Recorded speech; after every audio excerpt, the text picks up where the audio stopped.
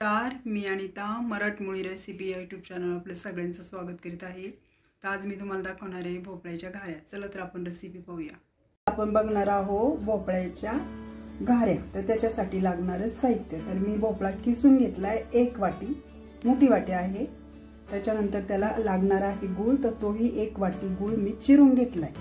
आणि थोडंसं आपल्याला बेसन लागणार आहे, तर बेसन सुद्धा मी घेतलं इथं 2 ते 3 चमचे। त्याच्यानंतर चवीनुसार आपल्याला थोडंसं त्याच्यात वेलदोडे टाकायचा, त्याच्यात बडीशेप पण टाकू शकता पण तुमच्या आवडीनुसार। आणि नंतर चवीपुरतं मीठ।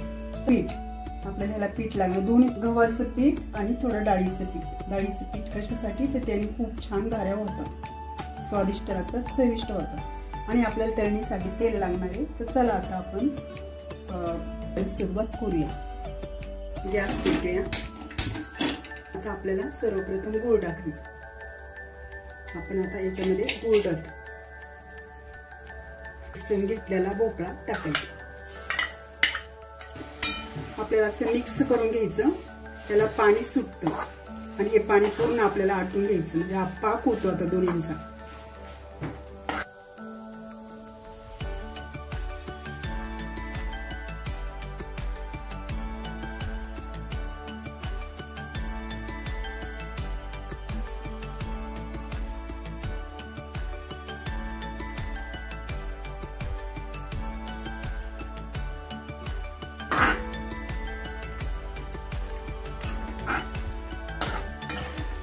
आपल्याला थोडंसं घट्ट होऊ द्यायचं, कारण पूर्णपणे गूळ विरघळला पाहिजे। आणि आपण भोपळा किसल्याला थोडा याच्यात शिजतो, शिजल्यानंतर म्हणजे तो पुरीमध्ये छानपणे होतो। नुसार मीठ टाकायचं, नंतर आपण वेलदोड्याची पावडर करून घेतलेली ती टाकायची। तेव्हा त्याला कसं सारखं हलवत राहायचं, खाली लागलं नाही पाहिजे। आता हे 10 मिनिटं शिजून घ्यायचं, 10 मिनिटात हे घट्ट होतं। आता याला गुळाचं पाणी सुटलेलं आहे आणि भोपळ्याचं पण, त्यामुळे थोडंसं आपल्याला आटून घ्यायचं आणि याचा घट्ट गोळा करायचा, म्हणजे थोडंसं मीडियम पातळ ठेवायचं, जास्त नाही, म्हणजे आपल्याला पीठ त्याच्यामध्ये मळता येतं।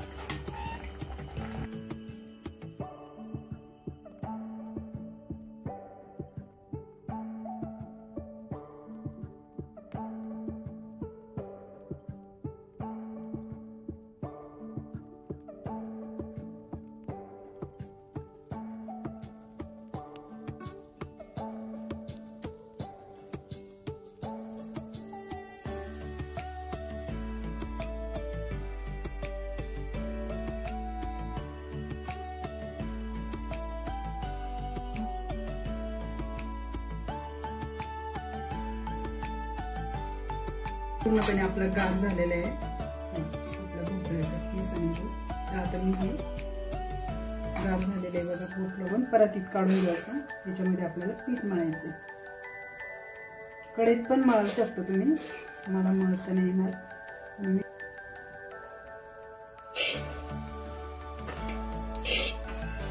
झाले आणि भोपळ्याचं मिश्रण आपण काढून घेतलं। आता याच्यामध्ये मावेल एवढे गव्हाचं पीठ आणि आपल्याला अगोदर 2 चमचे डाळीचं पीठ आहे, 2-3 चमचे चालते, बास होतं, कारण ह्याने चव छान येते। त्याला आता गव्हाचं पीठ किती बसतं त्याच्याप्रमाणे टाकायचं।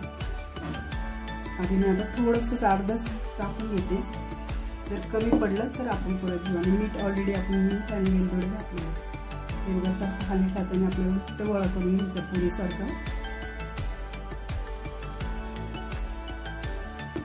आता हे बघा त्याच्यात किती पीठ बसते।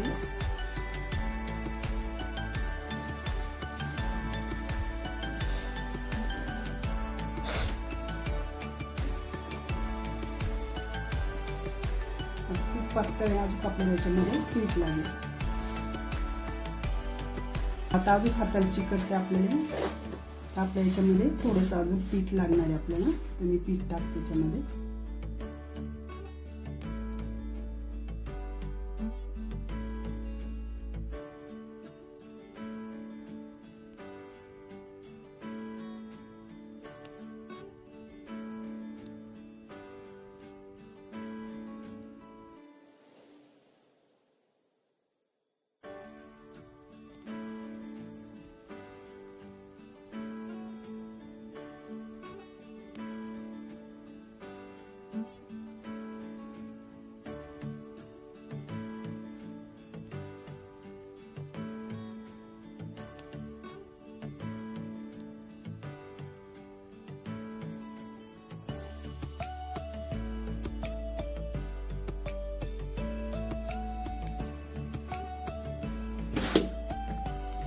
लय घट्ट पण नाही, लय पातळ पण नाही, आपल्याला पुरी बनवता आली पाण्याची असा गोळा बनवून घ्यायचा आपल्याला.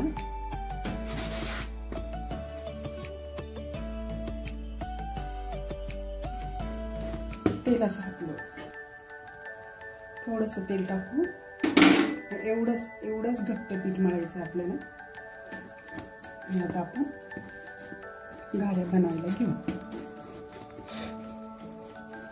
हे बघ, तेलाच हात लावल्यामुळे एकदम छान पीठ झालं. एवढंच पीठ आपल्याला मळायचंय, त्याच्यापेक्षा पातळ नको, घट्ट नको. आपण छोटे छोटे करून घेऊ. पिठाचा हात लावल्याने तुम्ही पाण्याचं पण लावू शकता. पुरी किती जाड किती मोठी करायची ती तुमच्या आवडीनुसार. एवढे छोटे छोटे गोळे करून आपण लाटून मी सगळ्या पिठाची. आता फक्त लाटायचे आणि तळायचे. आपण तेल तापायला ठेवलं. आता आपण तेल तापायला ठेवलं. मी तेल तापपर्यंत आपण गोळे करून एक एक गोळा आणि आपण आता लाटून घेऊ. पुरीची साईज तुम्हाला पाहिजे तशी, जास्त जाड नाही करायची आणि जास्त बारीक पण नाही.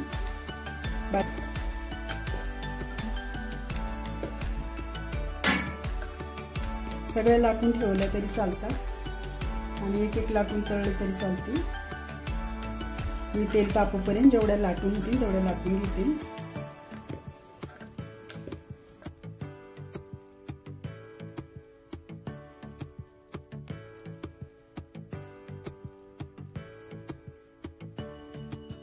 आपलं का बघूया. तेल तापलं असेल तर आपण तेलामध्ये पुरी सोडू. पुरी म्हणजे घारी. तेल बऱ्यापैकी तापलेलं आहे आणि हे कडक तेलात अशी सोडायची.